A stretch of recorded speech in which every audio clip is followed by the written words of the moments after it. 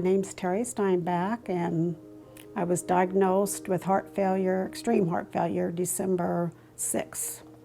I was a hairdresser for 20 some odd years, and then I was driving a school bus for 20 some odd years. Driving a school bus is extremely stressful.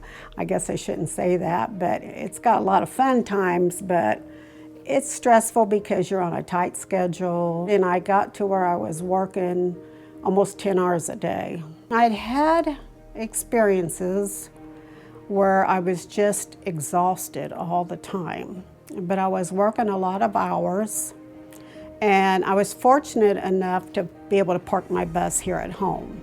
I'd get to the side of the bus and get around the back, and I'd be like, so then I get as far as here and sit down in that chair and try to get up enough energy to go any further. When I say energy, what I'm really saying is breathing. You know, I thought of it as just being out of shape, but when it comes down to it, I couldn't catch my breath. And I'd sit there and rest, and then I'd come through the door, and sometimes, and this is how stupid, how can you ignore this? I come this far and sit down here sometimes. I've been known, probably did one or the other. And then I get to the landing and stop and rest against the wall. And the whole time I'd think, how am I this out of shape? How did I let myself get this out of shape?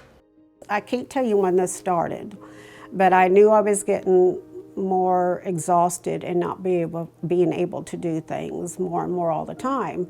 So actually one day I was between runs because I would drive all day long, and I needed to go to the UPS store on Pearl Drive. I parked across the street in the movie theater parking lot, which is empty all the time. And I came around the front of the bus, and I was already tired. And I get halfway across Pearl Drive, and I thought, I need to sit down. I can't make it any further. And I was just so exhausted. That's when I knew this isn't right. You're not out of shape. You don't weigh 300 pounds. It shouldn't be that hard to get across the street.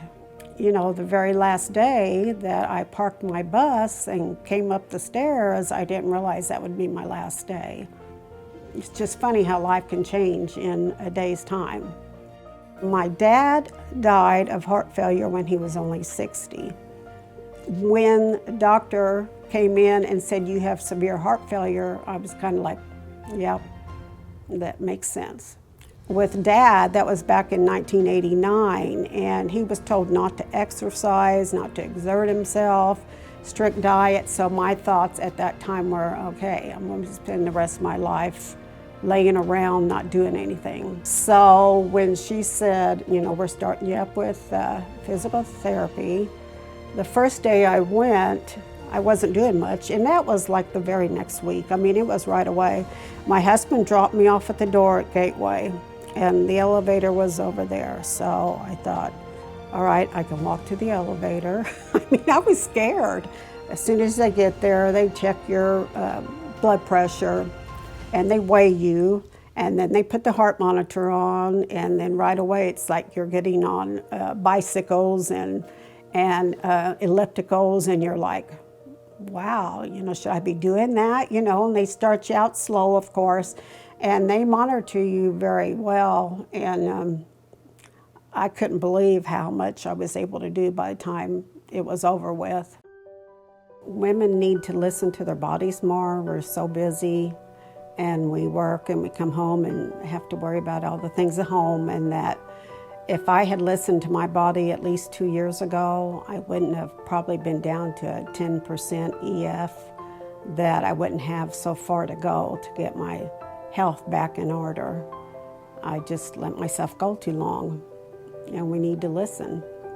I'm very blessed because I have a good family who are taking very good care of me. At this point, they won't even let me drive because I have a defibrillator vest on. But I just feel like I'm in very good hands, and I'm That takes a lot of stress off, knowing that you're being very well taken care of. If you keep doing all the things you're supposed to do and exercise, yeah, I do believe I'm going to get it back up and hope to see my grandkids get married.